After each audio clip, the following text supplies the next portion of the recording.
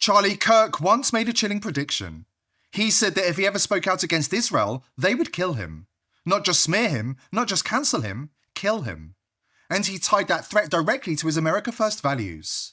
Because to truly put America first meant questioning the grip of Israel. Now he's dead. And not just dead, but taken out in the exact way he warned it would happen. A sniper, hidden, waiting, striking from a distance on a college campus. The perfect stage for a story that could be spun to blame domestic enemies, to fracture America even further. But that's not all. His assassination serves another purpose. It's a signal, a warning shot to anybody else who dares to break ranks. And the question we have to ask tonight is this: who really pulled the trigger? Charlie Kirk wasn't just another pundit, he was the voice of conservative youth in America. And that made him lethal to Israel, because Israel doesn't stand on its own, it stands on the shoulders of American conservatives. Without that support, the whole house of cards comes crashing down. If Charlie flipped, if he told millions of young conservatives that Israel was not their fight, it would be over. Within the next generation, Israel would be finished. That's how much power he held. For Israel, Charlie Kirk wasn't just a threat, it was existential. Just months before his death, Charlie Kirk began to shift. He started to speak more critically about certain policies and certain actors that everybody knew were tied to Israel, or at the very least, heavily influenced by pro-Israel networks. And with that shift came a warning. Kirk said that Israel, and the intelligence or political forces aligned with it, had a reach that extended far beyond Washington. Dissent would not be tolerated. And for those who crossed the line, the consequences could be deadly. Most in the media called him alarmist, conspiratorial, over the top. But now, after the sniper's bullet, his words are being re-examined with a new and chilling urgency. One of the first people to connect the dots publicly was Harrison H. Smith, host of InfoWars. In a string of tweets and on-air statements, Smith dropped a bombshell. He claimed that those close to Charlie had confided something terrifying. That Charlie believed deep down that if he ever crossed Israel, if he ever turned against them, they would kill him. Not just cancel him, not just bury him in the press, but kill him. Charlie's audience was shifting. You could see it in the comments, in the energy at his events. Every day, more and more of them were turning against Israel. He couldn't ignore it forever. He was being forced to face that reality. And behind the scenes, he began telling his colleagues what was coming, that he was ready to take a stand, that he was going to align himself with Tucker Carlson and with Candace Owens. He knew the risks, he knew it could be catastrophic, but he also knew it was inevitable, because Israel understands one thing very clearly. If they lose the young generation of American conservatives, they lose everything. Their influence, their funding, their unquestioned political support, all gone. Charlie saw that. He knew that if he came out and denounced Israel openly, directly, it could collapse the right-wing support for Israel almost overnight. Jewish communities have been pushing the exact kind of hatred against whites that they claim to want people to stop using against them. Now, I don't like generalizations. Not every Jewish person believes that. But it is true the Anti-Defamation League was part and parcel with Black Lives Matter. It is true that some of the largest financiers of left-wing anti-white causes have been Jewish Americans. They went all in on woke, and it wasn't just ADL. It was some of the top Jewish organizations in the country that have done that. In fact, we have seen this with the recent retreat of Jewish donations that are no longer going to be administered to colleges, right? Mark Rowan, Leon Kopperman. Can we get that full list? It's very powerful. The part of the so that's totally true. And by the way, Tucker Carlson reinforces this. So I'm going to it was quite a day on the internet. Tucker Carlson was interviewing Candace Owens. We have Candace Owens coming up next hour. And Tucker Carlson mentions that Jewish Americans have primarily been financing cultural Marxist ideas. We said this, by the way, last week, and people came after us. We were on top of it. We actually said it in a different way. We said, I'm glad that Jewish Americans are reconsidering their financing of cultural Marxism. And people misunderstood it intentionally and slandered us as being anti-Semites. But listen to this. Tucker Carlson is completely correct by saying this, that the philosophical foundation of anti-whiteness has been largely financed by Jewish donors in the country. And then the unthinkable happened. A sniper's bullet, fired from a distance, on a college campus. The perfect stage for chaos, fear, and confusion. Within minutes, the narrative was ready-made. Blame it on domestic enemies. Blame it on a political division. Use it to stoke the fire that's already tearing this country apart. But for those who had been listening, for those who remember Charlie's warnings, the details were impossible to ignore. He said the reprisals could be lethal. He said he would be killed if he crossed the wrong line. Like exposing the Jeffrey Epstein-Mossad connections to millions of young mainstream conservatives. Jeffrey Epstein was not a financier. He was not a hedge fund manager. Jeffrey Epstein was a key player in a multi-decade blackmail operation against the most powerful people on the planet. Epstein, with his little friend Ghislaine and Ghislaine's father, Robert Maxwell, who was obviously a spy of the Israeli intelligence agencies, but there was something else going on here. Epstein was not some sort of whiz-kid hedge fund manager. Epstein was playing a part. Epstein was a LARPer. Epstein was cast for a specific role, and he played it really well. The sweatpants and the Harvard jacket, the kind of disheveled hair, looking as if he was so smart and above the clouds that he was doing advanced mathematic equations on the back of napkins. But if you actually go into some of the videos of people that met with Epstein at the time, they said he was awfully unimpressive when it came to finance and markets and economics. And it's nothing new that if you're in the intel agencies, you want to try and get as much blackmail on powerful people as possible. Easy, not hard. And this is no longer just speculation. First of all, the evidence that shows that Epstein was a creation of either Mossad, Israeli intelligence, American intelligence, Saudi intelligence, or maybe he was just a hired gun. Maybe he was just a guy that countries would go to and park a couple $100 million and say, hey, can you get one of the members of the royal family with a 13-year-old so we can get them to do what we want to do? Members of Congress are actively being blackmailed. The Epstein playbook is being used on a daily basis. Did Charlie Kirk, with his audience of mainstream conservative youth, fly too close to the sun? Did he tell too much truth? Those closest to him are saying yes. Now, we're left asking the question nobody in the mainstream will touch. Was this just a standard act of domestic political violence? Or have we entered a new era?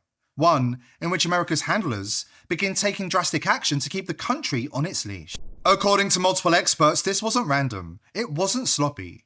It carries all the fingerprints of a professional operation, the kind of precision you only see from high-level intelligence agencies. So let's break it down. Let's look at the evidence. First, consider this. The shooter wasn't apprehended on the day, not in rural Utah. Think about that. Utah is small-town America. You don't just disappear out there. You don't vanish into the crowd, not without serious help. So ask yourself, how does a sniper pull off a clean escape in a place where everybody knows everybody, where strangers stick out like a sore thumb? This wasn't some lone drifter. This was a big operation, coordinated, professional. The kind of job that only makes sense if there's backing, and serious backing behind it. Second, watch the footage, slow it down. On the roof of the Losey Center at the Utah Valley University, just moments before Charlie Kirk was shot, there it is, an unknown figure. Not a student, not a random passerby, somebody in professional attire, moving with calm, with precision. Getting right up. Yeah, you think he'd already be in place? You would think that. So there's somebody on the roof right there? Just saying? Huh. He just ran from, over, where's my finger? Well, from over there, ran in, and now he's right there. Just saying. This is the view to the stage from the Losey Center, a perfect vantage point. And this correlates with what has been released by law enforcement, roughly 200 yards to the stage, as they say. And then there's the follow-up footage. Right after the shots were fired, look closely, zoom in. You'll see an individual sprinting across the roof of the Losey Center. Not strolling, not confused, but running and moving with intent. Who was that? Why were they on the roof in the first place? And why, just seconds after Charlie Kirk was taken down, were they making a getaway? This isn't speculation, it's on camera.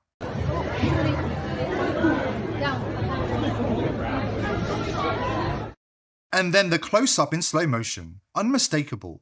This wasn't a lone wolf with a grudge. This wasn't chaos. It was deliberate. It was surgical. It was professional.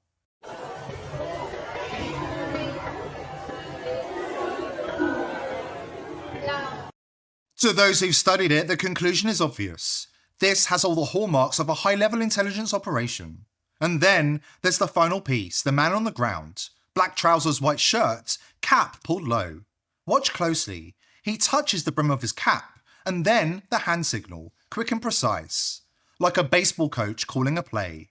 And then seconds later, the fatal shot rings out. Right, I'm gonna give you some credit. Do you know how many mass shooters there have been in America over the last 10 years?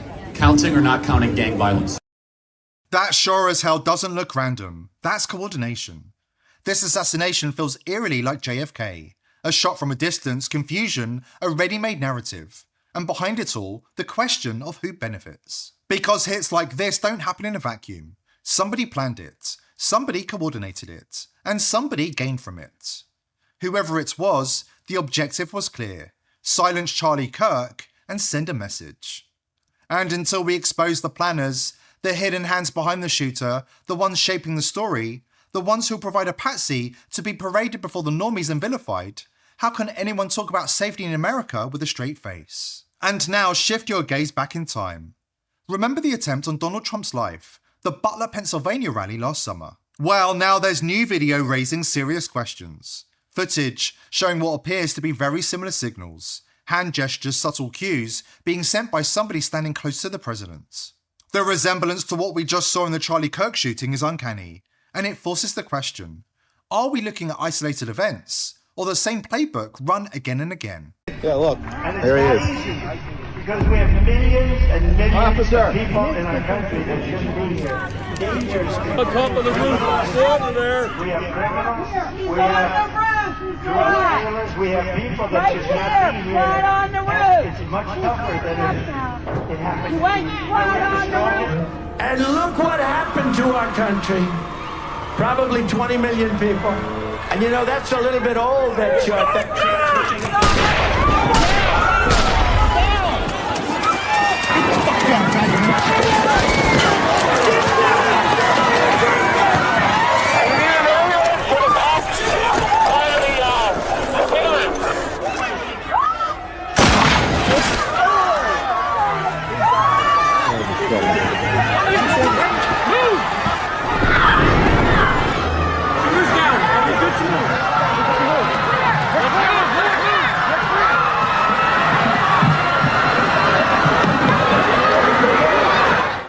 Charlie Kirk knew that the Trump shooting didn't add up, and he said it outright. The story the media pushed didn't match the footage, the timing, or the signals.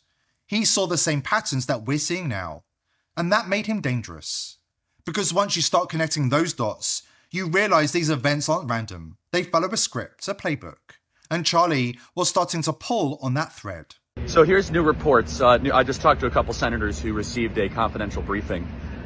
The new reports are demonstrating and showing that the United States Secret Service had eyes on the would-be assassin 62 minutes before the events unfolded. In fact, they identified him. They did not approach him. They did not talk to him. He was walking around with a rangefinder. That's what it's called, right, Dan? A rangefinder?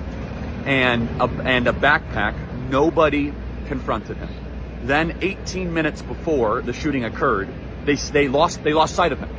And no one thought to say, hey, let's go find him or try to pull Trump off stage. They allowed Donald Trump to go on stage while this maniac, who they identified, was nowhere to be seen. And remember, there was no drone reconnaissance, there was no helicopter support.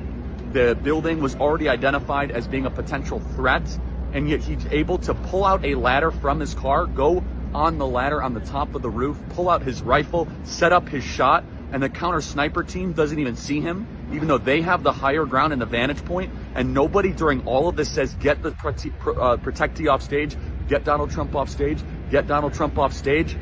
I've talked to a lot of senators here, and I sure hope this is incompetence, but at what point are we willing to say that maybe something else was at play here? We're going to get to the bottom of this and find out who's actually responsible. Charlie Kirk was flying too close to the sun.